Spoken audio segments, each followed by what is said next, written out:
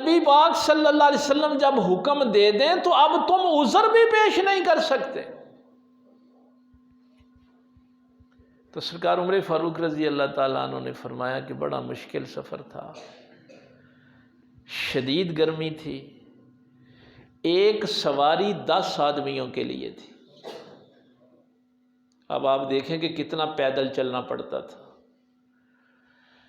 ایک کھجور 24 گھنٹے کے بعد 2 حصوں میں تقسیم کر کے آدھی آدھی دی جاتی تھی 24 گھنٹے کے بعد۔ ہم تو 9-10 کھانے کھا کے بھی عذر پیش کر دیں نا کہ نماز پڑھنے کیسے جائیں۔ وہ تو صحابی کو پتہ ہے کہ نبینا بھی ہے تو مسجد میں جانا ہے، اللہ کے نبی کا حکم ہے۔ ہمارے پاس تو عذر ہی بڑے ہیں نا، ہمیں تو پریشانی کوئی نہیں ہے۔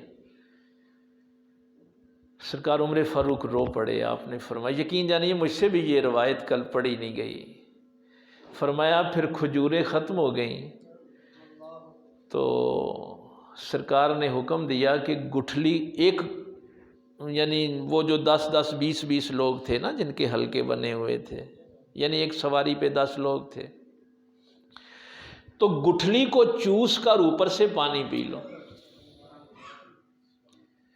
سرکار عمر فاروق فرماتے ہیں کہ ہماری گردنیں لٹک گئیں، جسم نڈھال ہو گئے، سفر کے قابل نہیں تھے، لیکن پھر بھی ساتھ چلتے تھے کہ یہ جان تو نبی کی ہے، جان تو رسول کی ہے۔ اونٹ ذبح کرتے، جو تھیلی پانی کی نکلتی اس سے استفادہ کرتے۔ اب کھجور نہیں ہے، ایک گٹھلی گٹک کھجور دی، ایک بندہ چوستا پانی پی لیتا، پھر وہی وہ گٹھلی دوسرے کو دیتا، پھر تیسرے کو دیتا، 10-20 لوگ اس گٹھلی کو چوس کے اوپر سے پانی پی لیتے۔ اس شخص نے کہا، عمر گٹھلی میں بھی غذائیت ہوتی ہے، گٹھلی سے بھی کوئی تسکین ملتی ہے، کوئی پیٹ پوجا ہو جاتی تھی، گٹک نال کی ہوندا ہے۔ کیا عظیم جملہ میں نے کل پڑھا تفسیر میں، سرکار عمر فاروق رضی اللہ تعالیٰ عنہ نے فرمایا، تیرا دھیان گٹھلی کی طرف جا رہا ہے، تو نے یہ نہیں دیکھا کہ حکم کس نے دیا تھا گٹھلی چوسنے، اس گٹھلی کو چوسنے کا حکم کس نے دیا؟ اللہ کے پیغمبر کا جب حکم آ جائے تو اب نہ تیری جان تیری ہے نہ تیرا مال تیرا ہے۔ جنہوں نے اپنی زندگی کی بنیاد عمارت جو ہے وہ تقوی پہ رکھی ہے، پرہیزگاری پہ رکھی ہے۔ اور پھر بڑا عجیب واقعہ بیان فرمایا کہ جب سرکار کا حکم آ جائے نا تو پھر لیٹ بھی نہیں ہونا، فوری طور پہ اس حکم پہ عمل کرنا ہے۔ اور پھر وہ واقعہ بیان فرمایا کہ جب غزوہ احد میں ظاہر ہے مسلمانوں کو بہت زیادہ نقصان ہوا، 70 صحابہ شہید ہوئے، حضرت حمزہ شہید ہو گئے، نبی پاک صلی اللہ علیہ وسلم زخمی ہوئے، دندان مبارک شہید ہوئے۔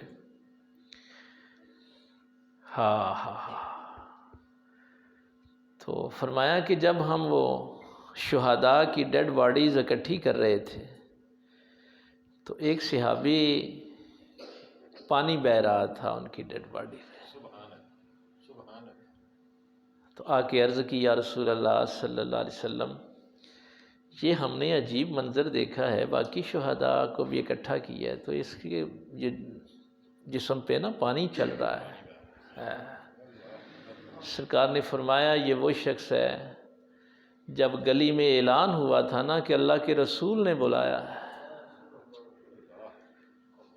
جنگ کے لیے اللہ کے رسول نے بلایا ہے، تو یہ اس وقت حالت جنابت میں تھا، اپنی بیوی کے پاس تھا، تو اس نے یہ سوچا کہ غسل کرتے ہوئے کہیں دیر نہ ہو جائے،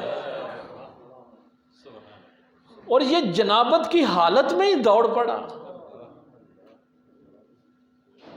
سمجھے یہ جان کس کی ہے؟ ہائے ہائے ہائے، چھوڑ دیا نا بیوی کو، تو فرمایا یہ چونکہ حالت جنابت میں شہید ہوا تھا، فرشتے اس کو غسل دے رہے ہیں۔